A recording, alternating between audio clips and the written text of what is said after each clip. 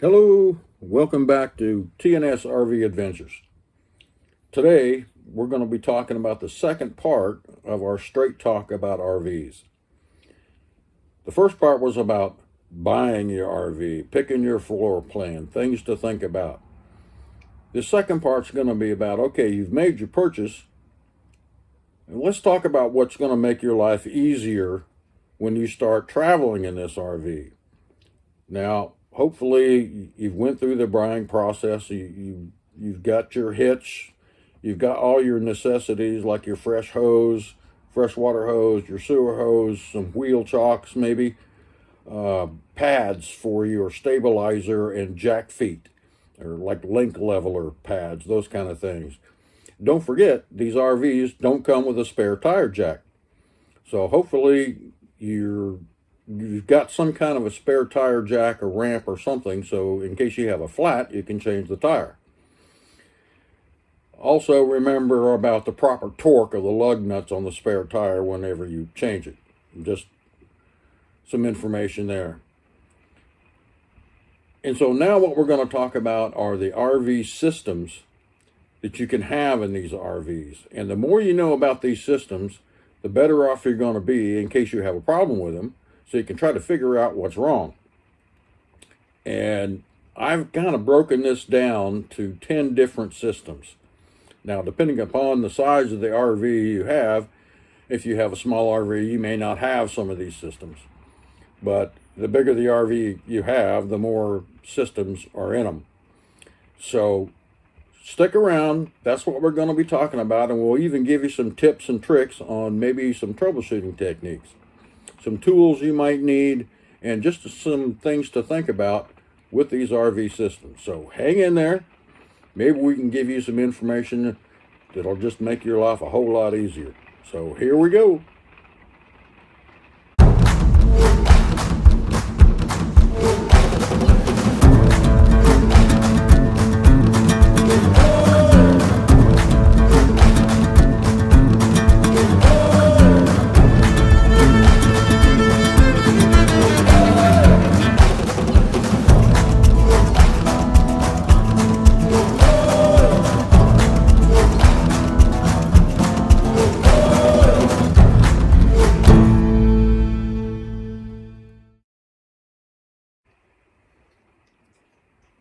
Okay, I want to make this point. We are not experts at RVing.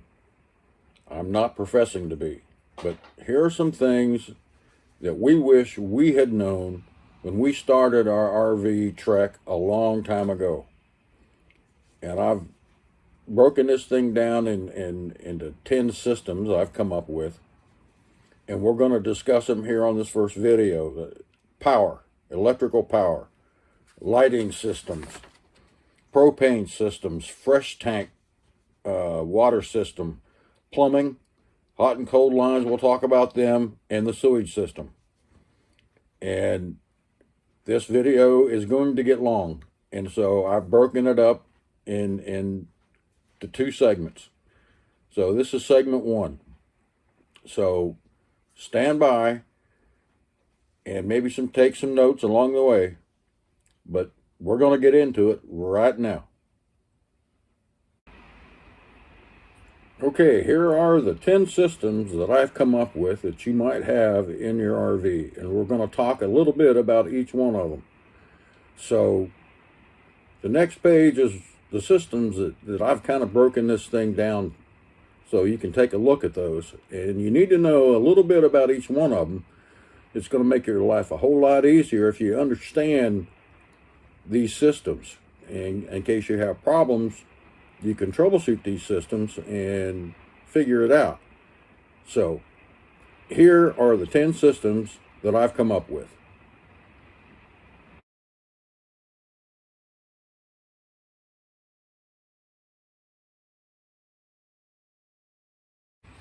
Okay, number 1, electrical power. Now, electrical power covers a large area. And so you've got the DC side of your RV, which is the 12 volts DC. Now that's your onboard battery And a lot of your appliance control boards runs on 12 volts DC. So that's one side or one part of the power equation. The next part is the AC power, or 120 volts AC. Now that's your plug-ins around your RV. Like your microwave will run on 120 volts AC. Your campground power pedestal supplies you with 120 volts AC, and then your RV uses that AC power to do different things. Think about your 7-way cable that you plug into the back of your tow vehicle. That's another power source, because pin 4 on that cable is your charge voltage coming from your tow vehicle to help charge your batteries when you're going down the highway. So keep that in mind. That's 12 volts DC. You've got your solar generating type of power. If you have a separate generator or an onboard generator, that's another kind of power source. Then most RVs are going to have a 30 amp or a 50 amp power setup inside. Now, if you got a big RV with like 2 air conditioners, chances are you're going to have 50 amps. So just understand, if you're at a campground and your RV takes 50 amps, you can plug into a 30 amp with an adapter, but you can't pull as much through that 30 amp connector as far as power as you normally would if you were on 50 amps of power. So understand the difference between 30 amp and 50 amp power. Now, 50 amp power is kind of a misnomer, because it's not really 50 amp, it's 100 amps, because you got 2 power legs, a neutral and a ground, coming into your RV, and each one of those power legs, both of them, are 50 amp. So on a 30 amp, you just have 1 power, 1 neutral, and 1 ground. So get to know those 2 power requirements. Also in your RV, you're going to have a converter or an inverter. Now, the difference between them, I'm going to try to explain it to you. A converter takes 120 volts AC power and changes it into 12 volts DC power. And that power goes to your ceiling lights. It goes to help charge the battery and things of that nature. An inverter is the opposite. It takes 12 volts DC and changes it into 120 volts AC.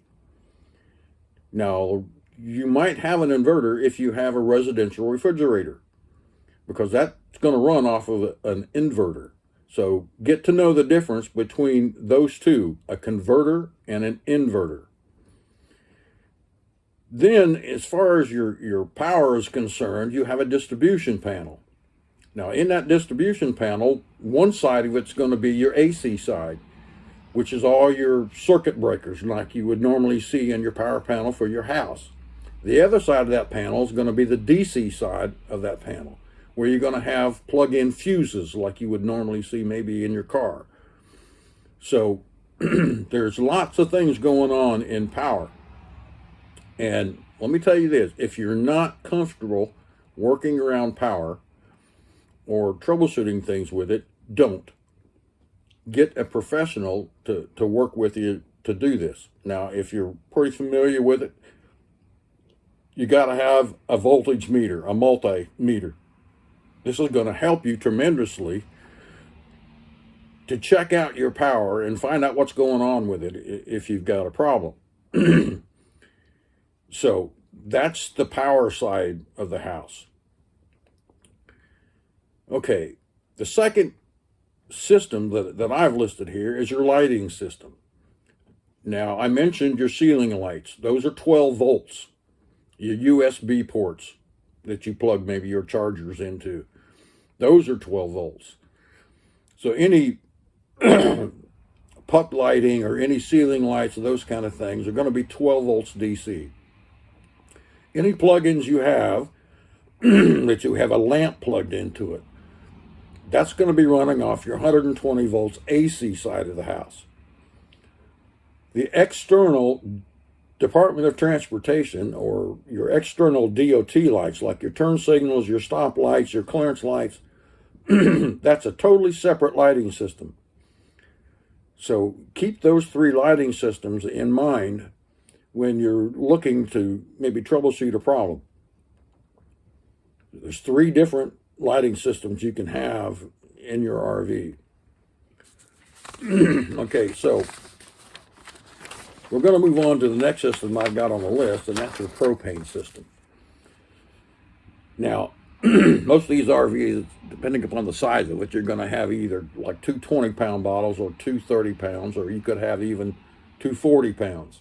And if you got a motorhome, you could have a huge propane system in it. Now, some RVs they're making today with some manufacturers don't have any propane systems in them at all. They're all run off electricity, but most generally you're going to have a propane system. And that propane system is going to be used for your stove, your furnace. Like I said, you've got multiple tanks. You'll have a pressure regulator, and in some cases you might have two pressure regulators, one on either side of the RV. Like on fifth wheels, the tanks typically are on either side of the RV, so you might have two regulators. Get to know where those regulators are.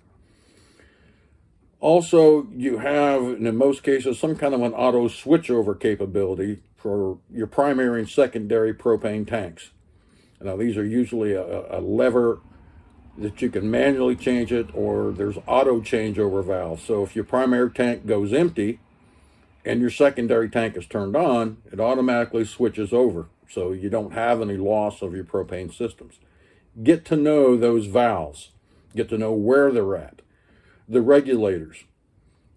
That'll really come in handy. And most of these regulators have some kind of a dial on them. Maybe a green indicator and a red indicator to let you know if a tank is empty. There are also add-on systems that you can use that monitors how much propane you have left in your tanks. Now, these are aftermarket systems.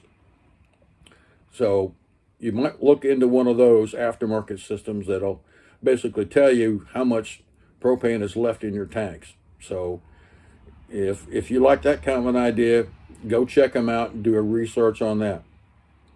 So we've just started into the systems, and so we'll let that sink in just a little bit, and then we'll continue on. So hang in there.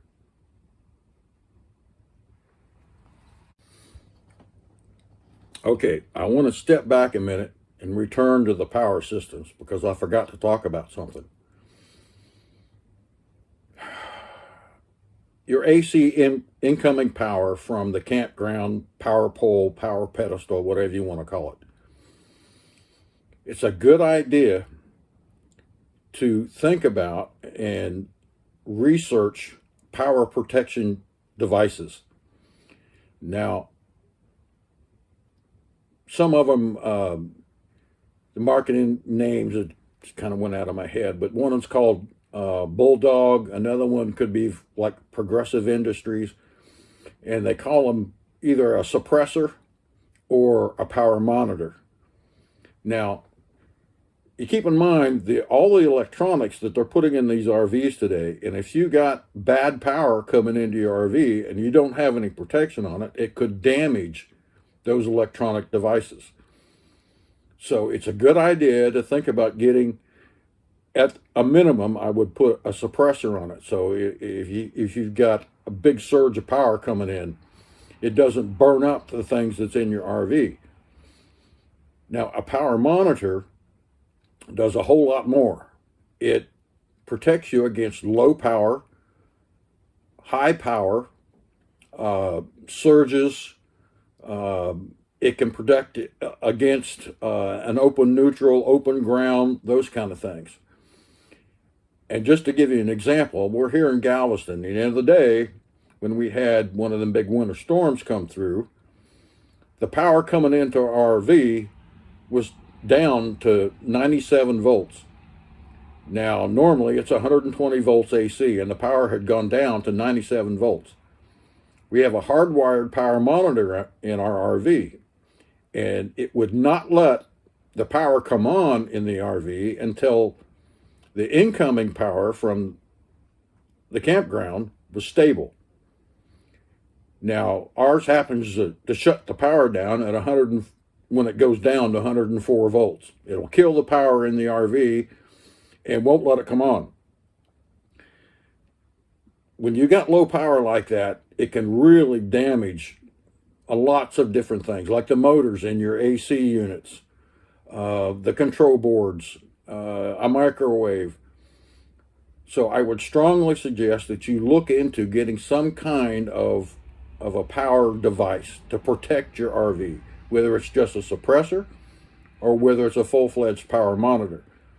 Now, these power monitors, you can hardwire them into your RV, or you can plug them in right at the pedestal and then plug your power cord into them. Now, I'm sure you've seen them in campgrounds that people have plugged into them.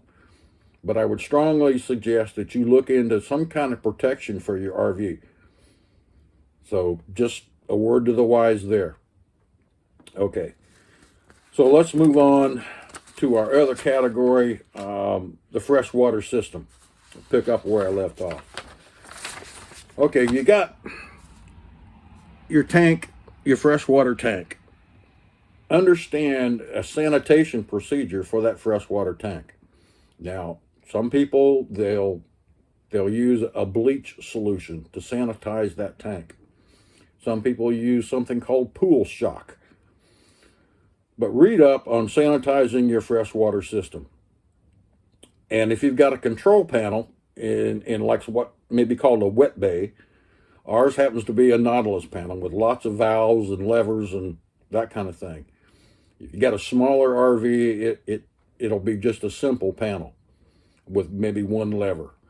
But get to know those water control panels. And I would suggest that if you have like a Nautilus panel, that you don't turn the valves with water pressure on the system, because these things have little O-rings and stuff in them, and then you could blow one of those O-rings and now you got a water leak. So I would change the valves with no water pressure on the system. Also, make sure that you got a freshwater regulator. Freshwater regulator, so that when you go to some of these campgrounds that has real high water pressure, you don't want it blowing your water lines in your RV. We have one on ours, and I've got it set at 50 psi. So it won't allow high water pressure into the RV. So think about some kind of regulator. It's a must. Also think about filters, a pre-filter, so it filters the campground water coming into your RV. Sometimes in some places in the country, there's a lot of high iron content and things like that. It's just nasty water. So these real small filters you can get at Camping World and Walmart and that kind of stuff, there's a charcoal filters, and they'll filter some of that stuff out. Now you can go to a 3-stage water filter that I'm telling you, you got pure water coming in. It all depends on what you want. So at least get a small pre-filter and run your hose into that before you hook it up to your RV, because there's some really bad campground water out there. When you are going to be using your freshwater tank, you're going to have a freshwater pump, on-demand pump is typically what you hear them called. And so make sure that your demand pump will come on, bring water from your freshwater tank up into your RV. Now here's a little tip. If you switch over to your freshwater tank and you turn your on-demand pump on, it'll run until it builds up pressure in the RV, and then it'll shut off. Okay, if that pump stays off for hours and doesn't run, it's a pretty good indication that you don't have any water leaks in your RV. Now, if you got a small water leak in one of your lines somewhere, your hot water line or your cold water line, you're going to hear that pump cycle every once in a while. It's a good indication that you may have a leak in your RV. So you can use, every once in a while, switch over to your internal tank, turn that pump on, let it build up pressure and shut off, and then just sit there. If that pump doesn't come back on after hours, pretty good bet that your water lines are okay. Just a tip for you. Winterizing. Now, if you're not using your RV in the wintertime, you got to know the proper winterization procedures to keep your water lines, the water that's still in there, from freezing, busting your water lines, damaging your pump, maybe even your holding tank. So learn the winterizing procedures for your particular RV and follow them. Now, if you're using it in the wintertime, you might want to get a heated water hose. I'm sure you've seen them. It's just a heating element in the hose that keeps the hose from freezing. And keep in mind that your hot water tank, and there's two basic kinds, an on-demand tank or on-demand water heater and a tank type water heater. So know the difference between the two. There's different winterization procedures for both of those. And if you've got a tank type water heater, they might have an anode rod in it, and you got to keep an eye on that anode rod and change it once in a while because it deteriorates. But that anode rod does is to keep your water tank from rusting out. The anode rod gives itself up instead of the tank getting a big hole in it. So understand which kind of tank type water heater that you have, if it has an anode rod or not. So get real familiar with that hot water tank. And I've talked about filters and different things like that, but here's something else to think about. Water weighs 8.35 pounds per gallon. Now, if you fill up that hot water or the fresh water tank, you could add a whole lot of weight to your RV. Just think about it. Our freshwater holding tank is 80 gallons. And at 8.35 pounds per gallon, that would add another 668 pounds of weight to the RV. So if you're close to your gross vehicle weight after you've got all of your stuff loaded in it and you're ready to go camping, and you fill up that freshwater tank, understand how much weight you're adding to it. And maybe understand where that fresh holding tank is, because you fill that thing up and now you've upset the balance of your RV. Many times they put the freshwater tank close to the axles of the RV, so it may not upset the weight of the RV. You don't want a whole lot of weight on the tail end of your RV. That's not good. You want most of the weight up front on the hitch. So just keep in mind when you fill up that freshwater tank how much extra weight you're adding. Okay. There's a lot of things to think about in the freshwater system. And I would get real familiar with the PEX water connectors. These are the little connectors that join the hoses or the PEX tubing. And I carry extra PEX fittings and clamps and the pliers in case we have a water leak, then I can fix it. But understand and do some research on your freshwater system. I know that's a lot to take in and understand, but man, I'm telling you, it could save you some real problems. And water is the worst enemy of an RV. It will destroy the RV faster than you can shake a stick at. I mean, a lot of these RVs are made with like wafer board or USB, and that stuff gets wet and it starts swelling up. And you don't want water getting in your RV. So keep an eye on it, check it, understand it. Okay, we continue on. It's kind of rainy and foggy and a little bit chilly here in Galveston, and I've got a little bit of throat problem, so hang in there with me. I apologize. Okay, next system I'm going to talk about is the sewage system. Now, this is your gray tanks and your black tank. Now, depending upon how big your RV is, you may have multiple gray tanks. Now, typically, you only have one black tank. But like in ours, the kitchen sink and that kind of stuff, it empties into one gray tank. And then in our bathroom, the shower and the sinks in the bathroom empties into another gray tank. And if you had like a clothes washer, it may empty into another gray tank. So understand your gray tanks. Probably a good idea to, if you can, understand where they're at. And when you start looking at your gray tanks and your black tanks, and you start looking at dumping those tanks, a good rule of thumb is to dump your black tank first. Then use the water that's in your gray tanks to rinse out that sewer hose. Okay? One thing that I would look into is an external gate valve. Now, a lot of people call these like a Volterra valve. And what it is, it's another valve that you add onto the end of your sewer connection coming out of the RV. And then you hook your stinky slinky up to it.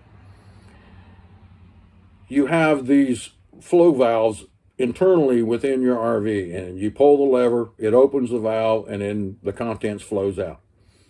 If you've got one of them valves that starts leaking, if you take that sewer cap off, you might get a surprise. And so I would recommend that you look into getting like a Volterra external valve, hook it on to the end of your sewer outlet, and then hook your sewer hose, stinky slinky, hook it to that. It's just another safety valve, okay? We've got one on ours, and it stays on there permanently, and I can put the end cap on it when we stow the hose. But I would seriously look into getting an external valve. Understand a lot of the RVs will have a rinse or a flush system in it. Now, these could be for your black tank only. I understand that they're starting to put flushing systems on the gray tank in some RV manufacturers. But I would use a separate hose for that and hook it up to your flush system. So once you dump your black tank, you can rinse the tank out. Be very cautious that if you're using a rinse hose and you're rinsing your black tank out, if you close that dump valve, you could overflow that tank. And let me tell you, that would be a nightmare. So until you get really used to this, I would tell you to never close the dump valve on your black tank when you're rinsing it. Okay? Once you get familiar with it, then what I do a lot of times is once I have dumped the black tank, I'll start the rinse hose and I'll close the back black tank valve and let it fill up just a little bit. But I never leave it. I'm always there with it. And I use a stopwatch to make sure that I don't overflow that tank. So I'll put a little extra water in it and then let it run 2, 3, 4 minutes, and then I'll open the tank again to rinse it. Now, when you're talking about black tanks, water is your friend. The more water that you get in the black tank, the more it helps break things up. If you don't have a lot of water in it, you could end up with a pile, and it can clog the valve coming out, and now you got a real problem. But just some tips on emptying your tanks. Keep in mind that these tanks have a vent, and the vent will run up to your roof. And a lot of times get up there on your roof once in a while. It's really a good idea to get on the roof of your RV and really check it out. Look, make sure that membrane isn't tore. Make sure that the caps on the vents aren't broken. A lot of times insects will get up inside them tanks and maybe build a nest up there and clog them up. So if you've got a clogged vent, then your tanks may not empty right. You may end up with a problem with your vent lines. So it's just something to think about. Get up on top of that RV and look at the vent caps. A lot of times the sun beating down on those caps just turn them really brittle, and all of a sudden they can break. And so it's a good idea to check those caps up there on your roof for the vents for your gray and your black tank. Okay, I understand, we're not perfect, right? It's just some of the things that we've learned over the last 4 years in full timing. And let me tell you, the more you're informed and the better prepared you are and the better planning that you have done, you're going to have a much better experience. The more fun you're going to have, the more memories you're going to make, the happier everybody's going to be. So take some time, learn about your rig, learn about the maintenance, learn about the systems, and just be prepared that when you go out, if something happens, you can take care of it. Maybe you troubleshoot it and fix it.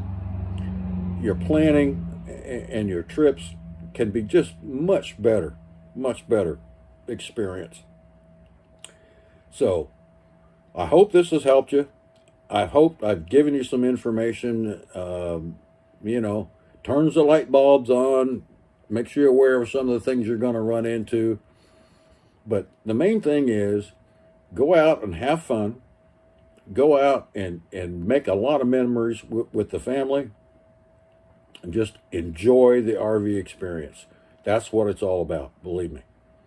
So, thanks for tuning in. Thanks for watching this long-winded thing. If you gain some information out of it, great. So long. We'll see you on the next video, and thanks for tuning in. Bye-bye.